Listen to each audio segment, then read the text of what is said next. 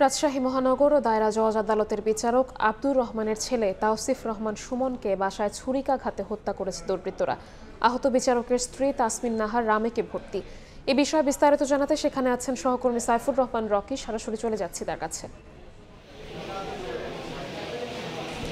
রাজশাহী মহানগর ও দায়রা জজ আদালতের বিচারক আব্দুর রহমানের ছেলেকে এখানে ছুরিকাঘাতে হত্যা করা হয়েছে। তার ছেলের নাম তাওসিফ রহমান সুমন। তার বাড়ি ডাবতলা এলাকায় এবং তার নিজ বাড়িতেই কিন্তু আজ দুপুর ৩টার দিকে তাকে ছুরিকাঘাতে হত্যা করেছে এক ঘাতক এবং সেই ঘাতক সহ তাওসিফের এই ঘাতক সহ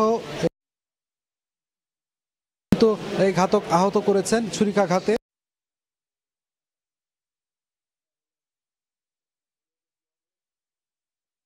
এই সুমনকে যিনি উদ্ধার করে নিয়ে আমরা এখানে আসলে কথা বলার চেষ্টা করেছিলাম প্রকৃত ঘটনা কি সেটি আসলে এখনো নিশ্চিত করে কেউই বলতে পারেননি।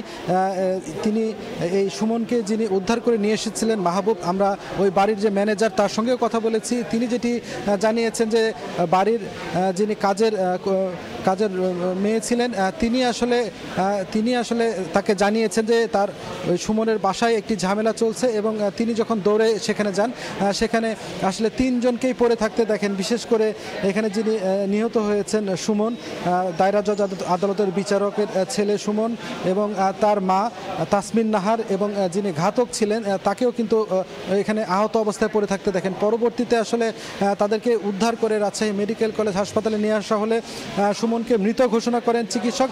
এর পরপরই আসলে বিচারকরা অনেকেই এখানে এসেছেন এবং তার সহকর্মীর সঙ্গে কথা বলার চেষ্টা করেছেন। পাশাপাশি রাজশাহী মেট্রোপলিটন পুলিশের কমিশনার মোহাম্মদ আবু সুফিয়ান ঘটনাস্থলে এসেছেন এবং প্রকৃত ঘটনা জানার চেষ্টা করেছেন।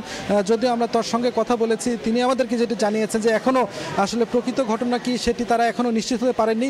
তারা আসলে এই ঘাতকের কাছ থেকে আসলে জিজ্ঞাসাবাদ করে আসলে প্রকৃত ঘটনা তারা জানবেন এবং সেই পর্যন্ত আসলে তারা অপেক্ষা করছেন এবং বিভিন্নভাবে সেটি জানার চেষ্টা করছেন বলে আমাদেরকে কিন্তু জানিয়েছে।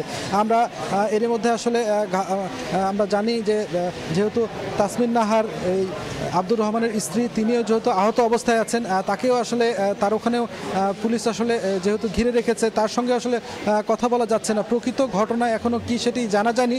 তবে আইন শৃঙ্খলা বাহিনীর সদস্যরা যেটি ধারণা করছে যে ঘাতক ছিল সে সুমনের পূর্ব পরিচিত হবে বলে তারা প্রাথমিকভাবে ধারণা করছেন। আমরা কয়েকজন বিচারকের সঙ্গেও কথা বলার চেষ্টা করেছি। তারা যেটি বলছেন যে সহকর্মীর ছেলেকে এইভাবে আসলে ছুরিকাঘাতে হত্যা করা হবে এটি আসলে অমানবিক এবং আইনগত যে ব্যবস্থা আসলে নেওয়া যায় সেটি আসলে নেওয়া হবে। পরবর্তীতে সবার সঙ্গে আলোচনা করে আসলে সেই ব্যবস্থা নেওয়া হবে বলে তারা কিন্তু আমাদেরকে জানিয়েছেন।